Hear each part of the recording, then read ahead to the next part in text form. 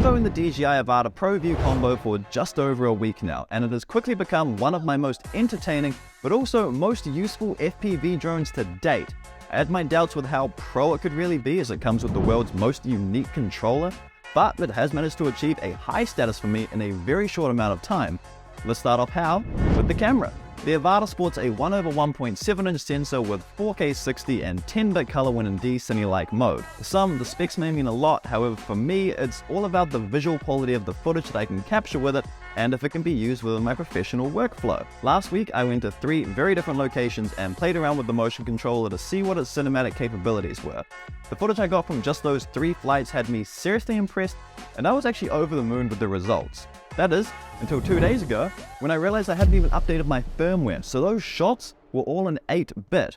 Now, that's not actually a bad thing. In fact, it's more so a good thing, because not once did I realize while color grading that I was working with 8-bit footage. And who knows, maybe that's just because I wasn't pixel peeping, or maybe it actually just held up well. To find out what the difference is really like, I'm currently waiting on top of this hill here for the sun to peek out behind that hill so that we can launch the Avata with 10-bit video mode enabled. I'll then take that footage, apply a similar grade to what I did for my 8-bit footage, and see if we can really notice a change at all. My hot take here is no, there isn't a crazy big difference, but yes, it does allow for more flexibility without the colors and the image breaking apart. Definitely a great feature to have, but it wouldn't actually be a deal breaker for me if it wasn't included. To keep on track with the pro theme here, I don't think that this is where DJI's in-camera stabilization Rocksteady shines. I actually have the same opinion on DJI's Rocksteady as I do on GoPro's Hypersmooth. They both work okay for FPV, but for my style, which is very smooth and cinematic, I will always opt to use a post-processing stabilization software. For GoPro, they've got RealSteady, which is refined and streamlined. For the Avata, we have GyroFlow, which took me a minute or two to wrap my head around, but at the end of the day, it still yields amazing results that I find difficult to fault, and honestly would just compare them directly with RealSteady. Coming from a heavy user of the Goggles V2, I am very much so used to the setup time, size, and weight of these things. You have to pull it out the bag, thread the 4 antennas in, plug the battery in, and also ensure that while you're doing this, you aren't exposing the lenses to direct sunlight. Take the Goggles 2, however, and it's a whole different game. You can easily flip up the 2 antennas, plug the battery in, and then, when you're ready, remove the lens cover so you don't risk damaging them with sunlight. They also have a few new features that I'm in love with. Firstly, adjustable diopters, which for someone who needs to wear glasses consistently on the daily for close viewing, it is an incredible change for my overall experience. I never got any custom-made lenses for my Goggles V2, so I've never actually been able to see the screen crystal clear in them. Goggles 2, on the other hand, while still not 100% perfect for my eyes, finally allows me to be able to see the majority of the screen in focus, which makes for a much more immersive flight experience. Next up is the auto on-off feature. Whenever you remove the goggles from your face, it'll put the screen into standby mode, and then when you pop them back onto your face, they're ready to go again. I'm honestly not sure how much battery life this saves, but I would imagine a fair amount if you ever take the goggles off in between shots. The third feature isn't all that revolutionary, but it's a really nice one to have, and that is audio playback. They've got a speaker system in them which adds system sounds and again adds to the overall experience. The speakers don't offer much in the way of pro features, but they are noteworthy to me and make the goggles feel that little bit more premium. Finally, the difference in size and weight.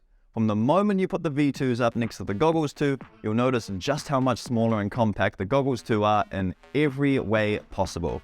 They weigh about 30% less, so 290 grams instead of 420 grams, and to top it all off, they actually fit my face way better. The original goggles feel like a bit of a plasticky, bulky toy that had some pretty major light leaks from the sides and bottom for me. Goggles 2 really do feel so much better in every way. They're made from what feels like a more solid plastic, they fit over my face really nicely, have an easily adjustable single strap, and best of all, they have no light leaks. Like, I genuinely mean that. For me, the Goggles 2 seem to be the absolute perfect pro upgrade from the Goggles V2. Something that doesn't immediately strike me as pro, however, is the motion controller. Now, you may be wondering if I'm about to bring the DJI Remote 2 controller to compare with the motion controller. However, I'm not, because it's on back order for the next month and a half. Hot take here though, I think that you can actually use the motion controller as a genuine pro option.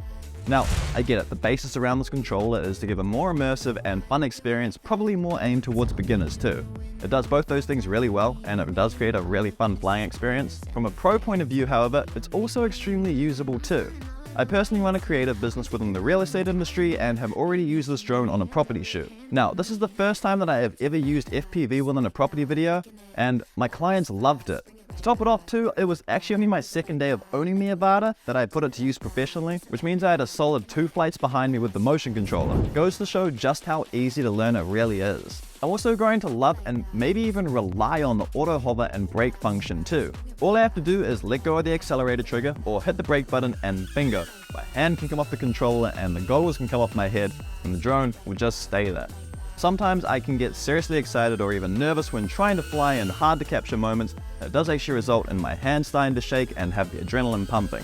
So being able to have a 10-second breather, putting the controller down and shaking the buzz out of my hands has actually already helped me in a few scenarios. What I'm trying to get at here is that even though most reviewers went straight to manual mode with the remote too, you shouldn't actually limit yourself to believing that the motion controller can't be a fundamental part of your pro workflow. I completely understand that it is not able to do some things that full manual mode offers, and I really am looking forward to seeing how much better or worse the Avata is with the remote too, but for the next month or so, I've only got what I've got, so I've just learned to master it and continue having fun while everyone else complains about how useless it is. And of course, the way that I plan on doing that is by taking it everywhere I go. Generally speaking, up until this point, I have been very limited by space and time with my 5-inch freestyle setup. To fly anywhere and film with it, I'd need to make sure I pack the drone, controller, goggles, GoPro, drone batteries, GoPro batteries, controller crossfire module, and probably some spare props. This is all amassed to quite a large size, which I generally then need to take an entire separate bag for. Now, let's do the same for the Avata. To fly anywhere and film with it, I'd need to make sure I pack the drone, controller, goggles, and drone battery. Yeah, that's it. And the best part of it all is how much smaller the whole combo is. I can take it in my daily camera bag and still fit my usual gear inside, which means I can still work, but now I also have an FPV drone wherever I am. It's so hard to describe the size factor for me and how much this affects me positively, the same way that it's also hard to explain to you just how much easier the Avata is to get into the air as well. I turn the 3 devices on, put the headset on, and the Avata automatically starts recording the second I take off, which is as simple as a double press, then hold. So this ease of use combined with the compact size allows me to be able to travel anywhere I want with my usual kit, but now also allows me to have an FPV drone ready in a moment. Big thumbs up for me here, as someone who generally likes to pack light and is always on the go. This all leads us onto the Avata drone itself. To kick us off, this thing has a very premium feel to it. It's solid in the hand, looks sleek, and has no visible cables or wires. We have a large removable battery, which I'll have you know is the best battery life I've ever tested on an FPV drone, a gimbal-mounted O3 camera system, ground-facing sensors, and upside-down mounted motors. From a design perspective, this thing is visually stunning and has got that pro DJI look to it that I think we're all pretty used to by now. It is, however, also deceivingly small, like so small that I can nearly fit it within my hand.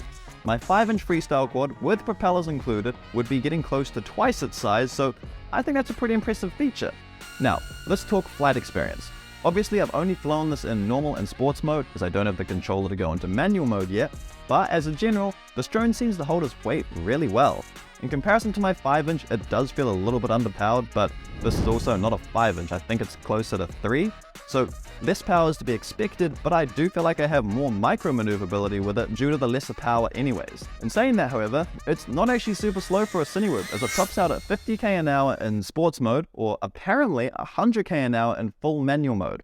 I can only vouch for the sports mode, which, trust me, is actually fast enough when using the motion controller. Most of these shots with the Avata were actually recorded in normal mode, which has a top speed of about 30k an hour, so if you'd rather play it safe, normal mode will still yield incredible cinematic results.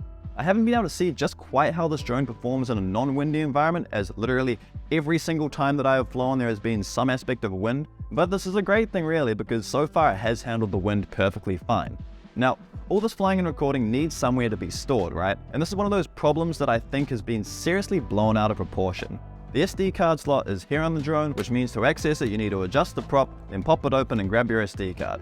Yes, it can be a tad fiddly, but it's not nearly as bad as I expected it to be after watching all the reviews on it. Going hand in hand with the SD card slot is our USB port, which allows us to get the footage off the internal storage.